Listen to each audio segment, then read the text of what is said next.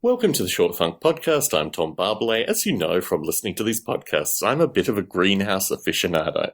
And it was travelling through the UK that I discovered perhaps my Yorkshirean ancestry, even though it was really for only a brief generation. When my great-great-grandfather arrived in the UK, my grandfather was born, and then my father was born, that this was the period of time that my genetics spent here.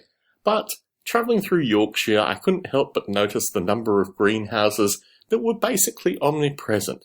My understanding is that greenhouses in Yorkshire date back to the Victory Garden period. They were really very important spaces and means of growing fresh fruit and vegetables, probably more vegetables than fruit, unless of course you classify tomatoes as a fruit. But moving on from that, these Yorkshire greenhouses were scattered everywhere. They were scattered in areas where, it was relatively densely habited. They were scattered on the edges of townships where obviously there was a community of greenhouses, and wherever possible I admired the kinds of stuff that they were growing in the greenhouses. There were lots of tomatoes, I saw some turnips, some carrot-like stuff, perhaps some onions through. They were basically maximising the space, and most of these greenhouses were actually set atop soil, so they could garden within the soil, and I found them in a variety of different conditions. Some of them were glass greenhouses, some of them were plastic greenhouses. They came in all different shapes and sizes. Some of them you couldn't even walk into. They were almost like, I don't know what one would call them, like cabinet shelf greenhouses.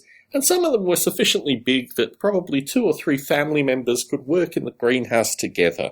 The weather in Yorkshire wasn't as bad as I'd imagined, but I did anticipate that if you were going to be growing any kinds of vegetables in Yorkshire, you'd want to have a greenhouse just to sustain them for probably an additional 2 or 3 months through the year where they could be sustained accordingly.